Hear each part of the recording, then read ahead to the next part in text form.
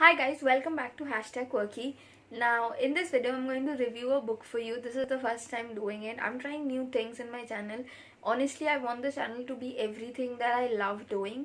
So I kind of share anything and everything that is in my life and that I enjoy doing. That's it. And there's a lot of things that I enjoy doing. That's also a point.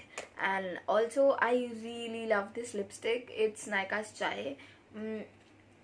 There's this channel by Trend which is called the Trend Diaries. If you go to her channel, she often says that this is a magic lipstick. If you layer this one on something and wear it of its own, just use a very thin layer, it will give you different kinds of colors. This is a must have, and it's so true because I used very little and I love what it is. Anyway, so getting back to the video, I'll be reviewing Fire on the Mountains for you. I'll give you a close-up of the book right after this.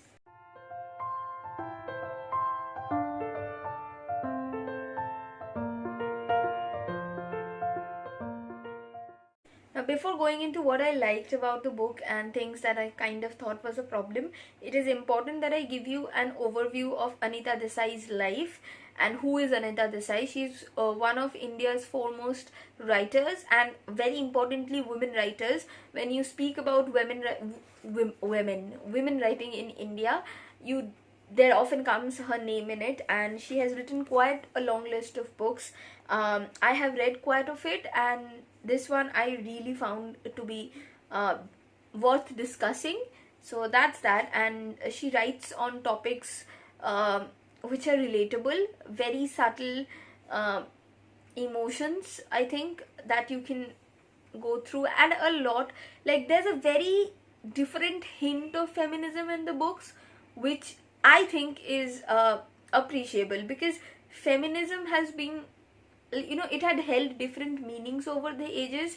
So maybe what is feminism to me now had not been feminism to people back in 1800. So that's one point that I wanted to put out. Though I really love the concept of this book and how she brings out certain aspects of feminism. It's beautifully written in here. Now, what is the book? The book is about this woman who is called Nanda Kaul, who was the wife of the vice chancellor. Now, the book starts initially with the scene of her bungalow, that is this Karigano, that is placed in Kasauli, and it says that now, after ages, she has left her family because she no more can take the chaos of a family. Okay. She recalls the typical Indian wife that she used to be. The way she used to do her course all around, the way she had to always care for the children and no one else did, and all of this. And then she dreads. Fine, she dreads about it, and she's so happy because she lives in this bungalow alone. And she has, I think, 3 or 4 daughters, I don't remember exactly, and like, she has a lot of bunch of children. And she really do not care if they're calling her, if they're not calling her, and any of it. She has her daughters and sons, and then she suddenly gets a call from one of her granddaughter telling her that from one of her daughter telling her that her great granddaughter will be coming to stay with her in Kasauli, and her name is Raka. Now, this little girl, and she's dreadful by it. Okay, she's dreaded by the idea, I'm sorry. And she's like, again, there's a child who's going to come in, and all my life that I had left behind is going to again start coming back and ruining everything. I am living here in peace.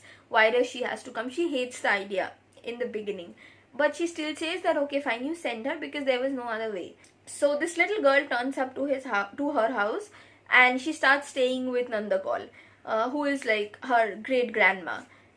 Over the times, slowly, she starts growing a bond with her, and she realizes that all the things she used to hate when she was a family woman are actually all the things that the girl used to hate. Okay? And it's a beautiful connection that she grows. She finally has been running away from people, from family and all of that sort, and she doesn't like conversations with anyone. She's very introvert, and she finds the girl to be that. The girl is hardly 12-13 years of age, 10 to 12 years of age, and she finds that girl to be that. And when she's irritated when someone tries to grow a connection with her, and eventually she wants to grow a connection with the girl, but the girl is not interested. It's a very beautiful storyline that evolves. The story ends even more beautifully, where a friend visits her, and one of her long childhood friends, okay, Nanda calls long childhood friend, I'm sorry, she visits her, and how she bonds with the great granddaughter. And what happens in the end is a little tragic. I'm not going to say about the end. And in the end, I particularly felt Nandakal found a different kind of meaning to her, solitude, and she was kind of grateful that the granddaughter came, but it kind of taught her a lot more. When we suffer a lot and we try to escape from that suffering, and we go somewhere and we want anything but not the suffering again, and we are happy in that way, then after ages, okay, something happens, you get hope once again, and then you realize that this time you spend escaping is just completely lost. And there's a lot of philosophies into it that goes into the book, and that is the only reason I really like the book. The plot line is really nice. That's about the plot line. Now let's come to something very basic. The language is very ornamental. I found it to be pretty ornamental. Not very ornamental, but it was a little ornamental to me. Secondly, something very important, the pace of the book is not very fast. It's not like you will really dig into the book because there's a lot going in. It's not like that.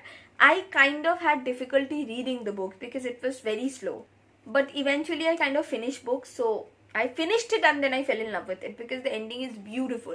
So I wouldn't suggest, if you are a person who is starting with reading books and all, then don't go for this, because this will, I think, kind of bore you out a little.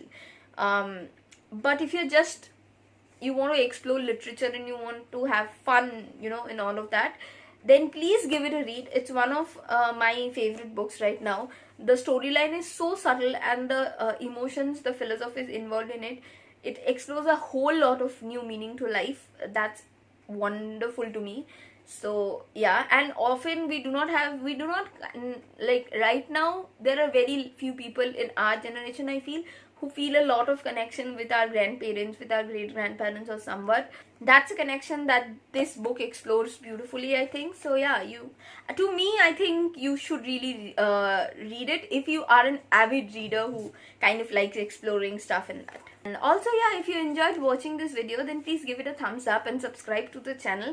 It would mean the world to me, and I'll see you in my next video. Till then, take care. Bye.